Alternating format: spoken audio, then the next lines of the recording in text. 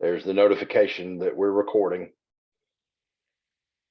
Thanks so much for coming today. Really appreciate your time and attention. My name's Chris Daniel, and I am a professional development manager for faculty at eCampus. And it's really my pleasure to introduce you all to who we are, our directors, what we do, and the main purpose of this session today is just to get to know some of us, to know that we are service oriented. We serve faculty, students, and staff, and not necessarily in that order. I guess the student is always the first focus and the main focus, but also, you know, how we do that is through serving faculty. So enough about me. Let's meet some of you. Jeff, would you care to just say a few words? If not, that's quite all right. Just introduce yourself.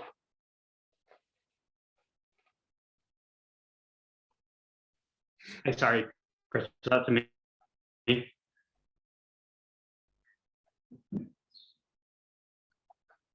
I think your connection may be a little spotty, Jeff. We'll just move on. You can ask questions later if you like. Keely, you want to just say a few words, say hello, introduce yourself? Hi, I am Keely Gadd. I am with the Center for Educator Excellence, which means I work with the K through 12 programs, anything that EKU can do for our K through 12 partners, whether that's a field trip, professional development, AP Summer Institute. I assist with all of that. So I am here to learn anything and everything about eCampus. Wonderful, wonderful. So I guess is there one director that'd like to go first? We have 4 directors that encompass all aspects of what we do here on campus. Sometimes I think about when the student first comes in, but also I think about the financial fiscal management responsibility that this institution, you know, our organization has for this institution. So Julie, would you like to start, or Lakin? Maybe Monica. Sure, I'll start. Yeah, go ahead. I'll start.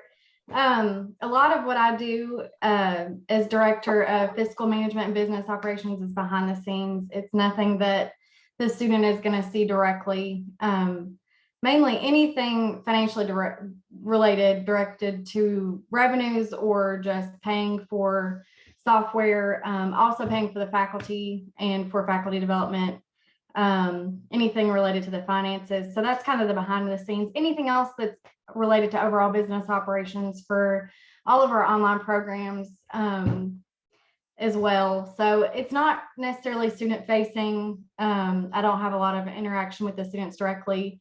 Most of my interaction is going to be with our program coordinators and the faculty themselves. And then of course, EKU internals such as HR and budgeting, accounting, that kind of thing. So that's really the gist of what I do. If anybody had any questions related to that, I'm happy to answer them after that.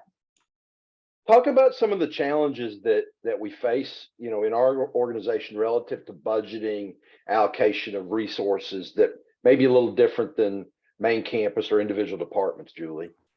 Yeah, so we actually track revenues and expenses by program, which is a little bit different than the way campus does things.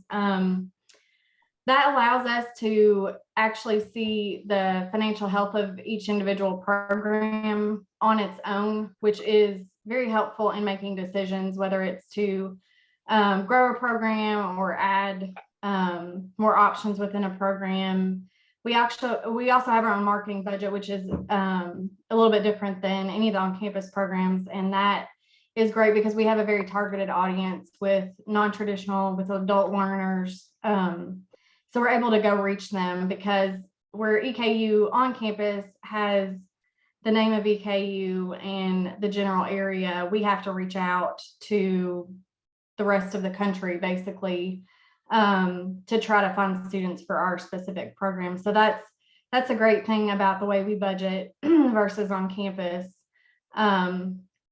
We're also able to make decisions based on those financial reports for faculty need, for whether it's software, any other expenses that the program might have. Administration is able to see how that program is doing and make decisions at a higher level as well. you kind of mentioned a little bit about how we're run differently in terms of those budgets, and I've heard it said before, and I don't know if I agree with it or not, that we're run more like a business than maybe some other not necessarily parts of campus, but other organizations at other institutions, and that we have to be more entrepreneurial. How would you respond to that? Yeah, we do, because we are solely funded by the tuition that's brought in by the students that are taking the classes with the online programs. So we are not state funded. We're not federally funded. I mean, we are completely dependent on that tuition that is coming in. And of course, there are a lot of other expenses to pay for on campus aside from what we see. Student services, financial aid, registrar's office, administration, things like that we also use and help support through that tuition. So we have to be more accountable for the revenues that we're bringing in, the decisions we're making, and anything we pay out, because we're completely dependent on that tuition and making those dollars stretch as much as possible. Thank you for that answer. That's a robust answer, and it's juggling many balls maybe it's juggling bowling balls and chainsaws at the same time to make sure everything runs smoothly from a financial standpoint. So thank you, Julie Curry. Any questions for Julie?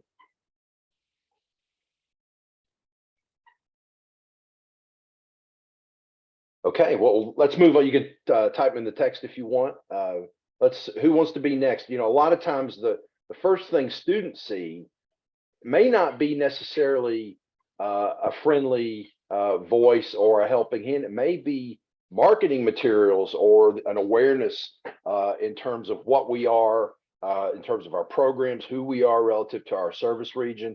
And Monica Mars directs a lot of that information that students might want to know. Monica. Hi, everybody. I'm Monica Mars. We have a marketing team that consists of about, at full staff, about 6 individuals. We like to tell people for our online programs that we're your in-house ad agency, to think of us that way. We can support our programs and find awareness and get us out there to find prospects in a variety of different ways. That includes branding.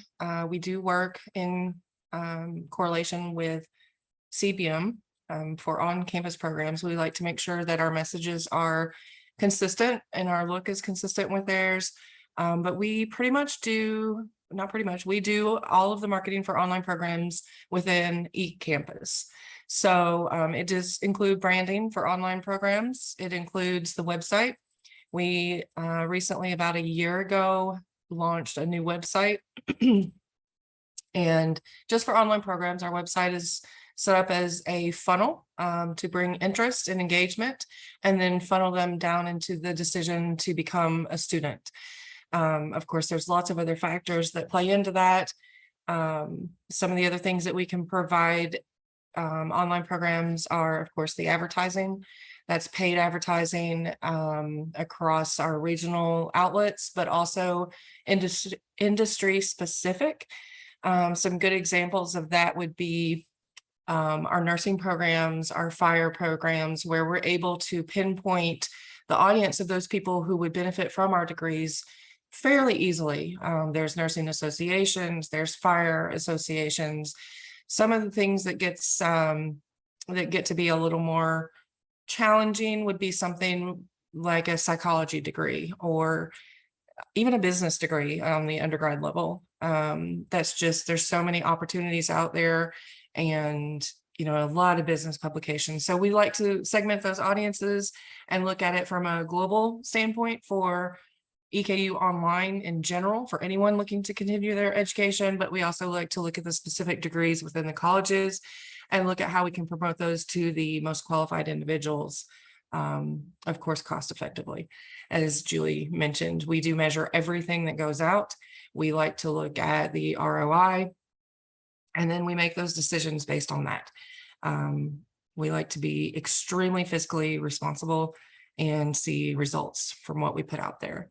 Some of the other things that may pertain to you guys are some event materials. We do conference, of course, with the COVID pandemic, that kind of shift a little bit for us into the virtual world. We had to change course a little bit. The world is opening back up, and so we can be present. We do find that some do better, the K through 12, for instance, people looking to continue their endorsements and just in those areas and to advance. They're a little more receptive to paper pieces or something that maybe they can put in their pocket and take along with them, some websites that we can send. So there's lots of ways that we can do that, an emailable PDF that has tracked links in it. So we can feed somebody from, click here, and then they can receive the information that we want them to see, which is always going to include a request for information form, so that once we get someone piqued, we always give them the opportunity to share a minimal amount of information with us. It's going to be basically their email and name, so that one of Lakin's crew can get in touch with them and start those conversations. We also do engagement and cultivation efforts. So once someone has completed that form on our website or landing page, then they're going to enter into a communication plan. Those communication plans are going to tell them a little bit about the university, about the faculty, about our alumni, about the career outcomes, salary, financial aid. We're actually looking at revising our communication plan to give people kind of a menu option. Tell us what you're most interested in. Is it financial aid? Is it the faculty? Is it, what can I do with this degree? And so based on that, when they make that choice, then we will serve them with the information that they most desire. We're always going to provide as much information or outlets to the information, but we want to make sure we're providing what they've requested. Another area that comes along with that is email cultivation. If someone has submitted a form and, they've started on the road, a conversation, maybe they got a little busy, it's been a couple of weeks since they've spoken to one of the enrollment advisors, we send out communications. Hey, you've started your application. All you need to do is finish this part. We kind of send out those gentle and friendly reminders just to remind them that we are a university where you are going to get a person and you're going to speak to that same person every step of the way. So we do those, every bit of campaign planning and implementation and evaluation. So like I said at the beginning, I don't want to talk too long because I will talk forever, but we are here basically to serve any sort of promotion and advertising need that you may have, whether there's a dollar attached to it. A lot of our marketing is done organically through search engine optimization or SEO. We like to make sure that, we all have different ways of finding the information that we desire, whether that's going to be going to eku.edu and going through the menu and searching, or maybe some of us go to Google and say, best online education degree in Kentucky. So those are the types of things that we like to make sure that we're either paying to be a result in your search, or we're providing content on our website that's going to pop up, excuse me, organically to show you what you've searched, and then you're going to enter into our site. So there's lots of moving pieces, but ultimately our goal is to support all of our online programs with whatever they need to get in front of the eyeballs that we need to be in front of. So that was my really long summary of what we do. Well, it's a robust process. Does anybody have questions for Monica about the services and what they bring to the table here?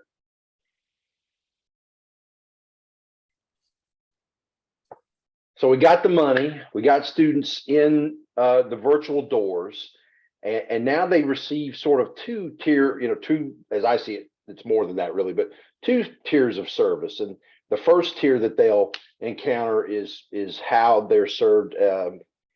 I think you can explain it better, Lakin, but the comprehensive student services and support that are really important to the success of the student, that's over and above the academic aspects. So Lakin, please introduce yourself and talk about what you do. Yeah, I'm Lakin Wooldridge. I have the enrollment management side of the house, if you will. It's what I refer to. I think we have like 4 sides to the house, so there's not 2. But the enrollment management side, we are working with the students from the point where they have interacted with marketing material and they've kind of raised their hand to say, I'm interested in a program. And we work with them all the way through to graduation. We have about 20 advisors that are dedicated to specific programs. We feel like that's a really important aspect of our customer service on the enrollment management end. A lot of schools have a somewhat similar operation for online students, but they don't specialize in programs. So you may get one of 20 advisors, but that advisor, you may or may not know the details about your program. So that's one of the things that I think we do really well with our group, is that our advisors are specializing in no more than 4 to 5 programs, and they get an in-depth knowledge from the faculty and from others across campus about that program, so they can really help that student through and understand what they're getting themselves into and what the outcomes that they should hope to expect upon completion of a program. We've got about 13, give or take a person or 2 on the undergrad side, and that is that group is led by Lindsay Greenwell. So anything undergrad related, Lindsay Greenwell is kind of our point person, especially when it comes to student challenges and hurdles and starting to overcome those hurdles and challenges. Those conversations typically start with Lindsay. They'll kind of work their way up to me, and usually as a group for eCampus directors, we're working to solve some issues for students and barriers as well. That's our goal, is to make the friction points of attending EKU as an online student in a remote, out of state, in state, we don't care where you are. You shouldn't have to come to this campus for any reason as an online student. You don't have to come to this campus as an online student for any reason. And we're here to make sure that that's a smooth transition and be an advocate for those students in that process. So we do have the position that we have for the advisors. They do kind of have some different roles. Some of them are more focused on recruitment aspects. So they're working out to reach out to those that raise their hand. They're emailing them, checking in with them, answering those important questions that they have that may need to get them over the line to commit to EKU. They're also doing some in-person recruitment events starting back up, but mostly virtual at this point. We do have a goal response time of less than a day. If we see an email come in or a student calls us, it is our goal to make sure that that student, it gets as quick as a response as possible on anything that we're doing. We've actually been thanked by many students for our response time, and like, thank you, you're a person. You responded to me and answered my questions quickly and thoroughly. I really appreciate that. And when we get those, we certainly love to hear that from the students.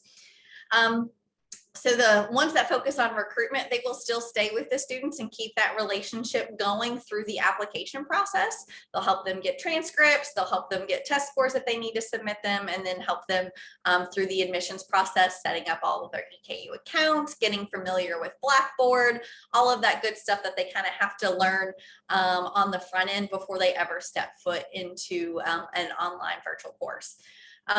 On the other side of that, we have our, what we nickname graduation track advisors, who are focusing on retention. We do build a dedicated graduation plan for every incoming student. So we know from their first semester, we know exactly what they're going to take, when they're going to take it. That allows us to do a couple of things. One, it allows them to see the end goal and the step-by-steps and check off as they go, so they know exactly what their time with us is going to look like. The other thing is that it allows us to do is plan for classes. We know what classes we need when we need them. We know when we're going to be offering them, and we know typically we can do a pretty good estimate based on plans of how many enrollments we're going to have in each class for a year. We're monitoring progress to graduation. Many of our advisors are also clearers, so they're actually clearing graduates. We're troubleshooting any incoming problems. We say to the students, we are your advocates and your point of contact for literally anything outside of your coursework.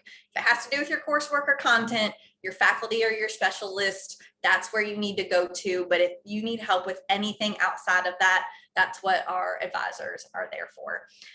We're also working with at-risk populations, probation. We still have to follow all of those same rules that EKU on-campus students follow for success plans and all of that.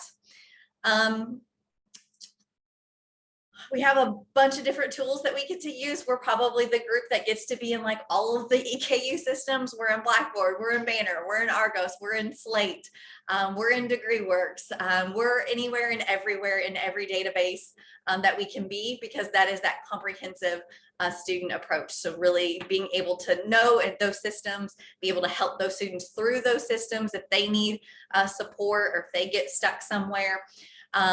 We will help them kind of navigate through those.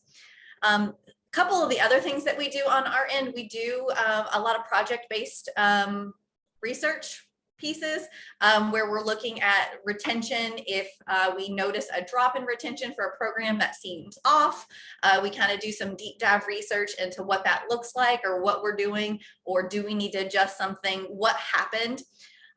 In our reporting, we do weekly reporting to track our students in every program. So the advisors really do know day to day, they know exactly what a student is doing. You drop a class, we're gonna know. It's one of those things where it's like sneeze and we'll say it, bless you, even though they're maybe a few states away. But we're really kind of working with them to make sure that we've got those relationships built, so if they do hit trouble spots, they're more than happy to be like, hey, I'm stuck, and hopefully we can help them work through any situations versus them just giving up and kind of dropping out.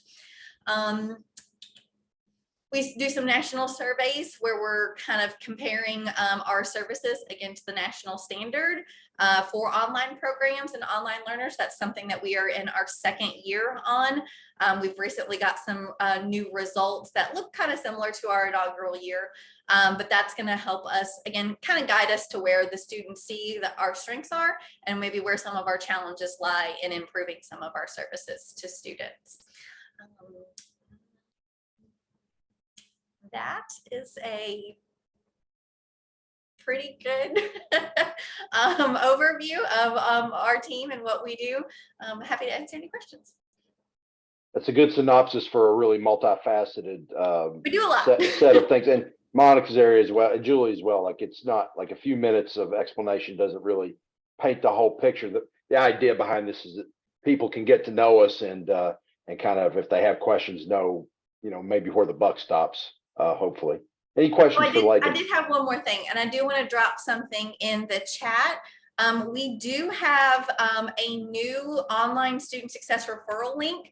So I've just dropped that in the chat to everybody. So it doesn't matter who you are. If you know of an online student that's struggling, whether it be any student that's struggling, to be honest with you, because if a campus student comes through on this form, we will share it with the Student Success Center, and they will typically share any online students with us. So it's similar to the Student Success Center referral link, but it is geared specifically toward online courses and online students.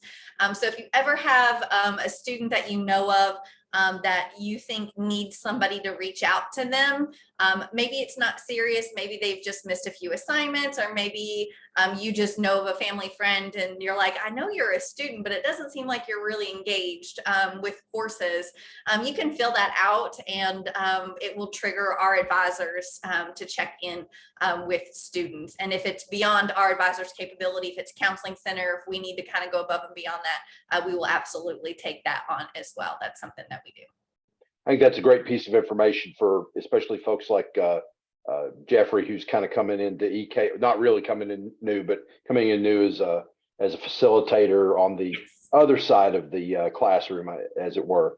And Kelly, I don't know about your role, but you know, it's important to know that if you see something, say something. You know, see something, say something. We are happy to dig in.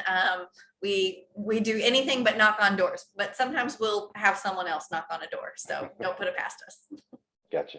Any questions for Lakin?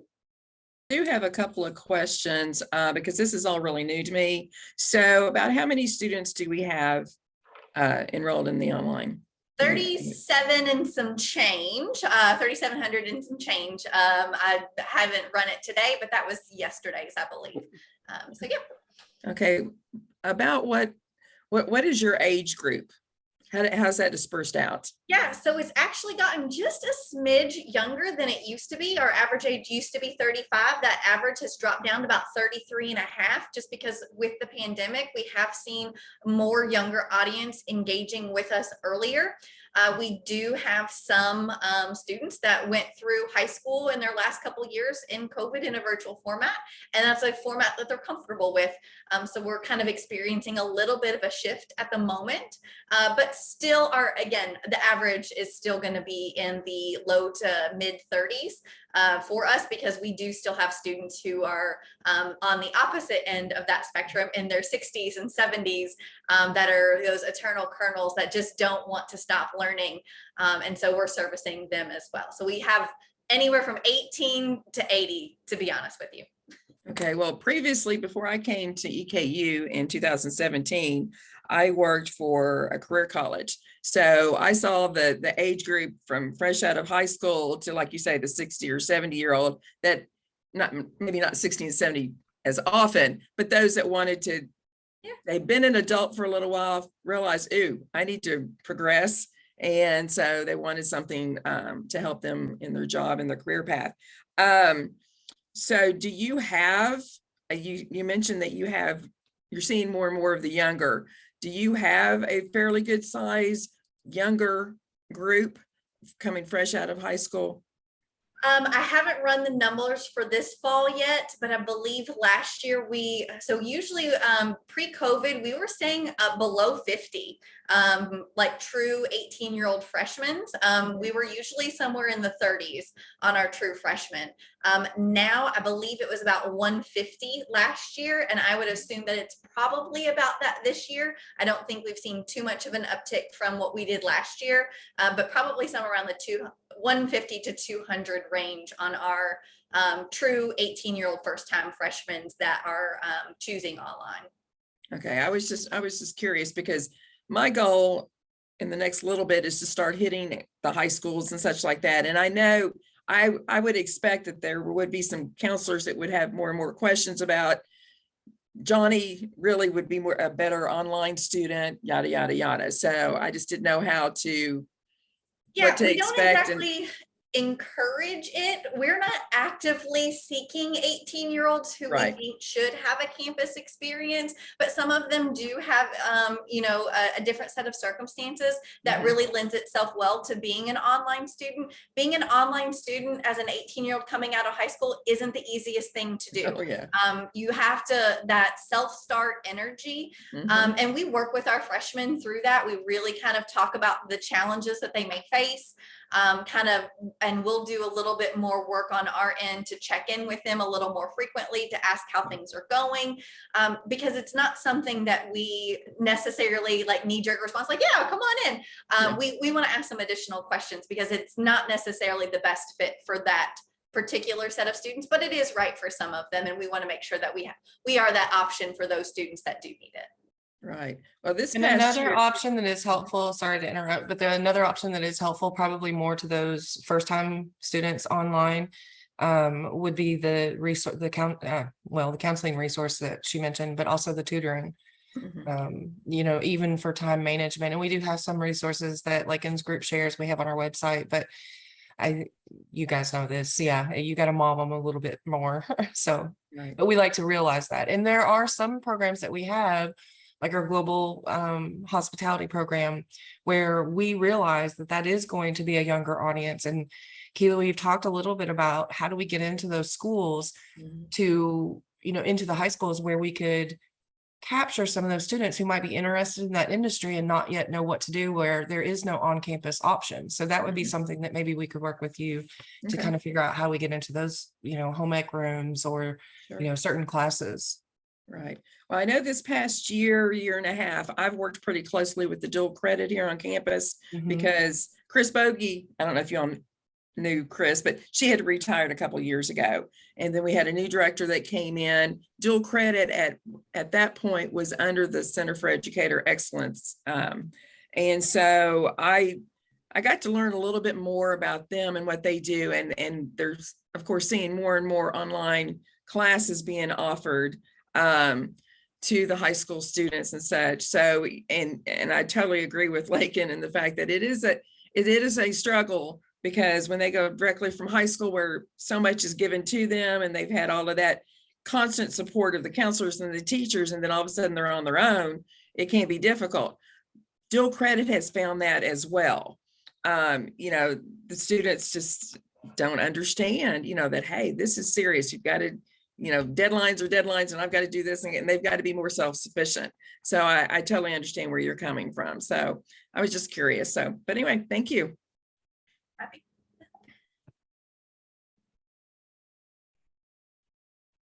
Thank you very much. So we've covered a lot of what we do, but now there's the actual business of learning and teaching. And so Steve Dwinell's area, of which I'm a part, really addresses those needs, concerns, and operations. Steve, will you tell us a little bit about what we do? Yeah, we're kind of the ones behind the closed doors building stuff to so that Lakin and Julie and Monica can advertise. And then this is what we do. We create courses. We collaborate with faculty very closely in creating what we hope is the best learning experience possible for the student. So even though we work almost exclusively with faculty and not students, the goal is to provide the best student experience we can. So in working with faculty, we constantly are telling them, now, what do you think about the students? What do you think about, is this going to engage the students enough that they're going to really want to learn what you're doing? Or do you want to try to lecture for 60 minutes every week? And that, of course, is a no-go with online learning. But so we try to be very creative in the things that we do. It's, to be quite frank, it's a challenge at times. Some faculty want to teach like they teach in the classroom. They want to do that same thing online, and it really just doesn't translate very well. So we try to help them engage, learn how to teach more effectively. We design the courses in accordance with a national rubric called Quality Matters, so that all the courses that come out of our unit meet all the criteria for Quality Matters. That is, that it's a well-designed online course. It doesn't address teaching, however, and that's where Chris comes in. Chris is responsible for faculty development across the board. So he helps faculty learn how to teach more effectively, how to teach more engagingly, and how to best convey the material in a way that the students are going to want to learn. A big difference between andragogy and pedagogy. And since we're dealing with 33 to 35-year-olds, the approach has to be different than it would be for an 18-year-old. The older students want to know why they're having to learn what they're learning. Why are you giving me this busy work when it's just busy work? How can I put to use the things that you are teaching me? And a lot of 18-year-olds are just going in, this is a broad statement, but a lot of 18, 19-year-olds are going in for the grade. Tell me what I need to do so I can get my grade. Whereas the older students are actually coming back and they want to learn, and they want to know why they're learning the stuff that we're presenting to them. So Chris does a really good job at helping faculty understand that difference and engaging the students much more effectively than you would normally.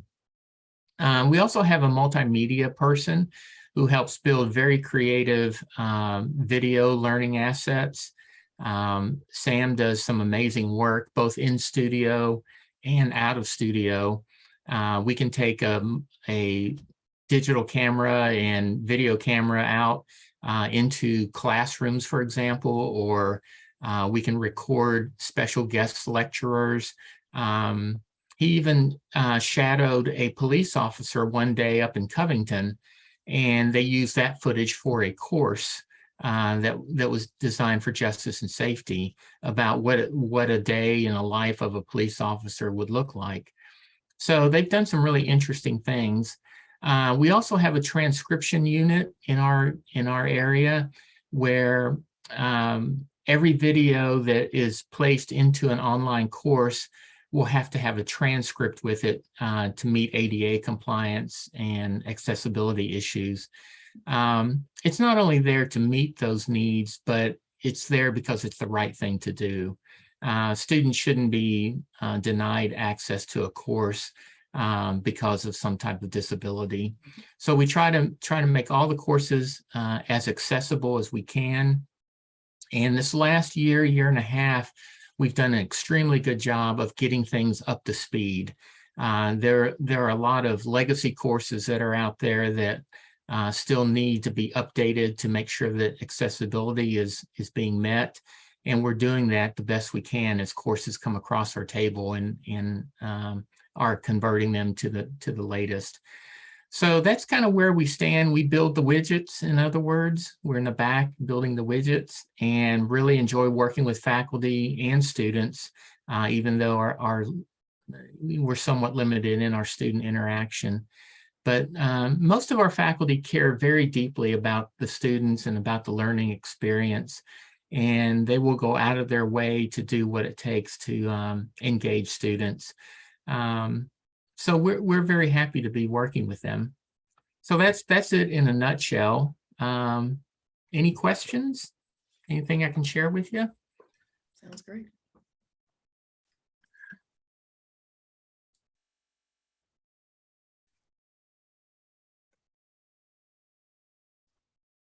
We're just taking that extra pause because in online synchronous communication, sometimes people need to press buttons or unmask themselves or whatever. Any questions for the group? It really, the bottom line for me is just know that you have a whole team of folks, and actually multiple teams of people who are really interested in personally and professionally vested in student success. And whatever that means and almost whatever it takes is what this organization's willing and ready to do. And I hope you here, Keely and Jeffrey, and folks listening to the recording afterwards will really hone in on that and give us a try if you don't believe us, because it's true. Very good. Very good.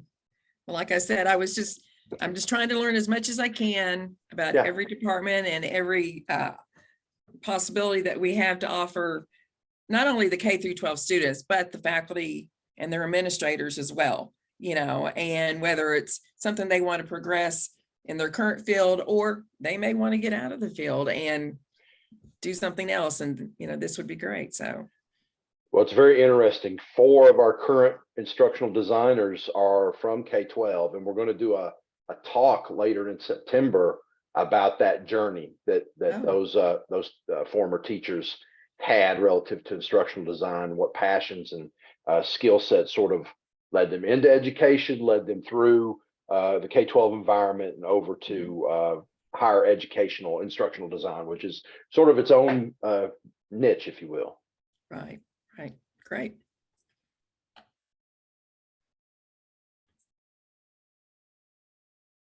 Well, that's really all this show is about.